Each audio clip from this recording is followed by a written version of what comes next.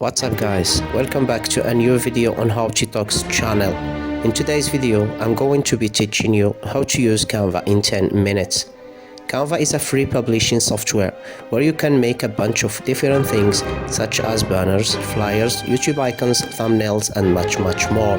What's great about Canva is that it's completely free. And I would argue that for making YouTube content, it could even be better than Photoshop because it's very simple and easy to use and has a lot of pre-built content. Now, if you want to see more videos like this, where I cover an entire software in 10 minutes in a short tutorial, let me know down below in the comments.